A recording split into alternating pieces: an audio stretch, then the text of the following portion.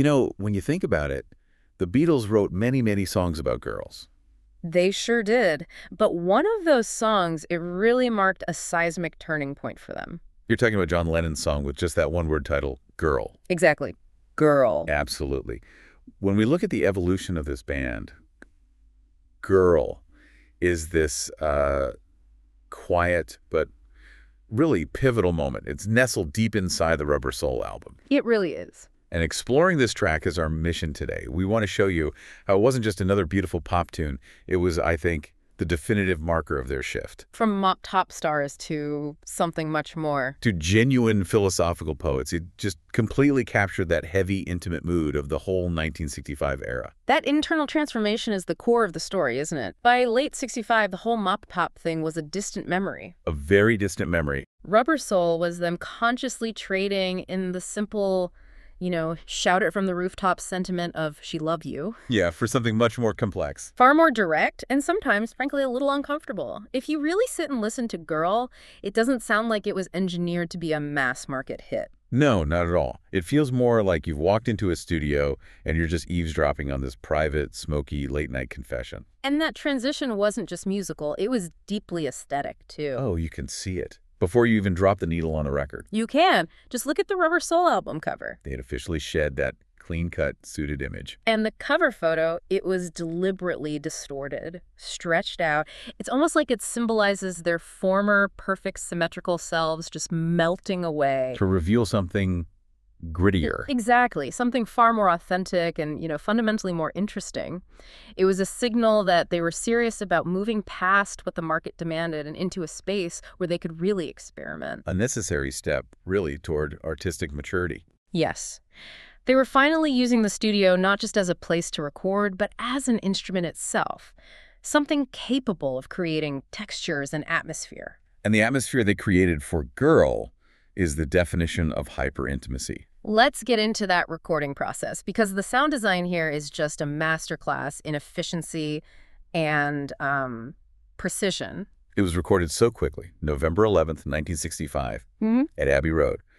They were working with this incredible focus during the Rubber Soul period. They were machine-like. I mean, the entire backing track, which sounds so rich and intricate, it was completed in a mere 2 takes. 2 takes, that's it. That's it. And it wasn't because they were rushing. It's because they were so instinctively dialed in to the exact emotional quality John Lennon wanted. And what he wanted was absolute closeness. That song's signature quality is that ultra-sharp, breathy, almost painful vocal texture.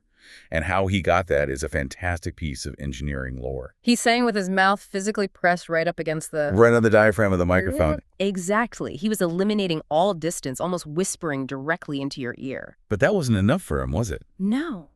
To enhance it, he asked the engineer, Norman Smith, to aggressively boost the high-frequency equalization. Not just turn up the treble, but create this razor-sharp sound. And then add a heavy compression filter on top of that. Right. The goal wasn't just loudness, it was presence. He wanted every single sigh, every intake of breath, every whispered inflection to be completely unavoidable for you, the listener. And the genius of the recording is how that high-frequency metallic vocal is perfectly mirrored in Ringo's drumming. Yes. If you listen closely, the vocal sound is matched by the metallic hiss of Ringo's brush cymbals. It's a remarkable piece of technical harmony. It makes the whole song feel like it's being played just for you, maybe a foot away. And while that vocal grabs your attention, the backing track is just as responsible for the sophisticated texture. George Harrison's contribution on the 12-string acoustic is vital here. It adds that beautiful, shimmering quality. It's like the song's heartbeat. And we should slow down on the instrumentation for a second, because the musical influence here is what pushes it way beyond standard 1965 pop. That shimmer. It wasn't just generic folk music. No, it intentionally pulled from Greek musical styles. Specifically, it was mimicking the sound of the bouzouki. That's a key detail. They didn't actually have a bouzouki in the studio, of course. Of course not.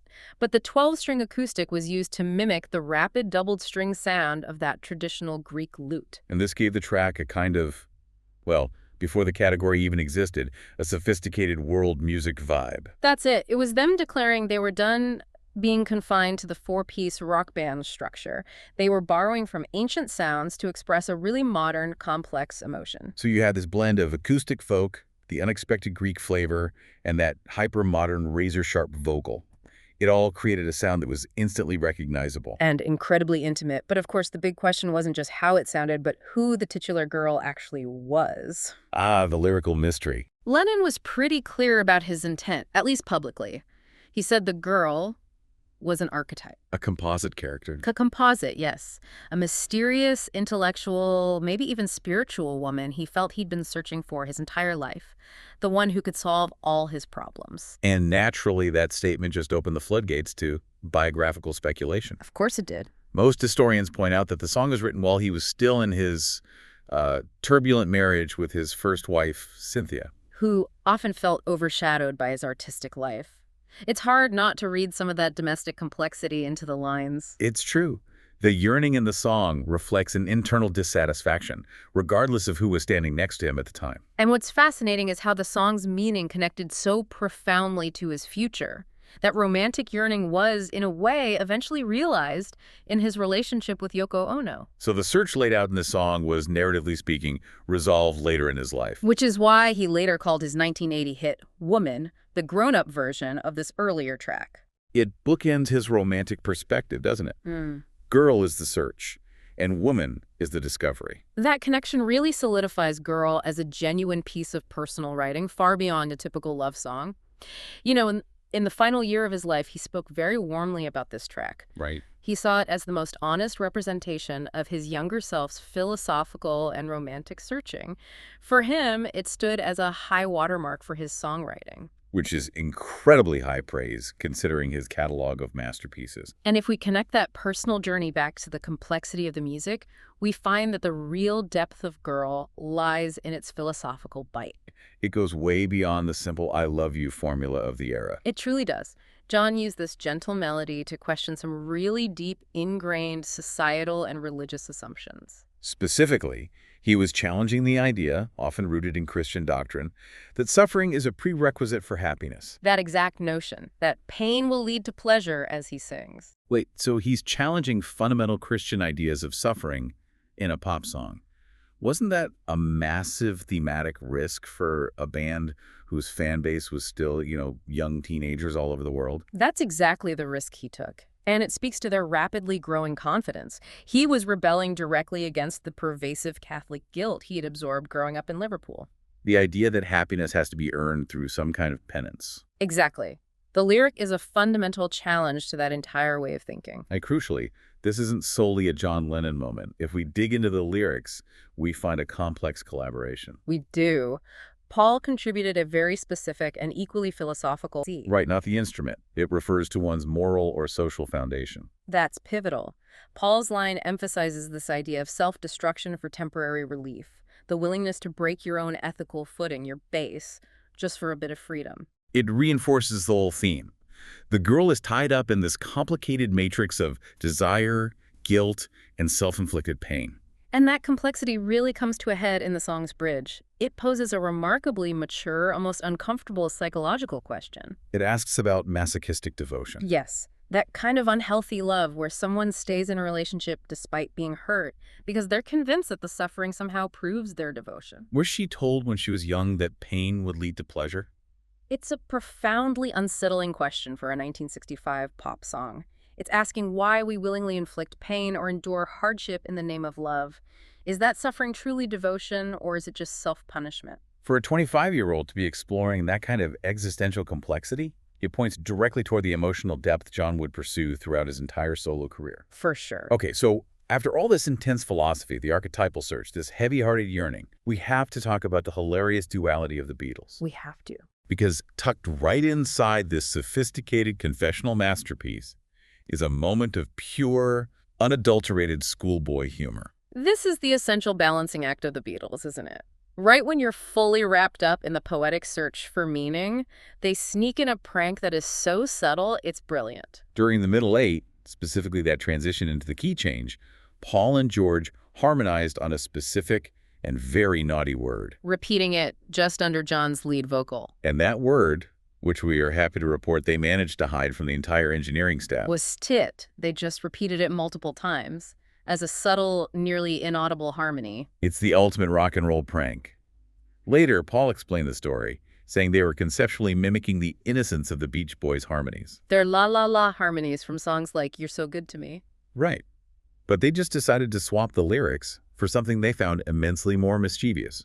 And the subtlety is incredible. It was so buried beneath John's powerful compressed lead vocal that George Martin, their producer, claimed he genuinely didn't catch it during the sessions. By the time anyone outside the band noticed, and let's face it, they were listening very, very closely, the album was already pressed and shipping out globally. It just reminds you that even as they became these high art cultural figures, they were still just four lads from Liverpool who enjoyed a well-placed hidden joke. And that mixture, the technical perfection, the deep philosophical questioning, the global music influence, and the hidden schoolboy smut is precisely why the song has endured. It's been covered by everyone from folk artists to jazz instrumentalists.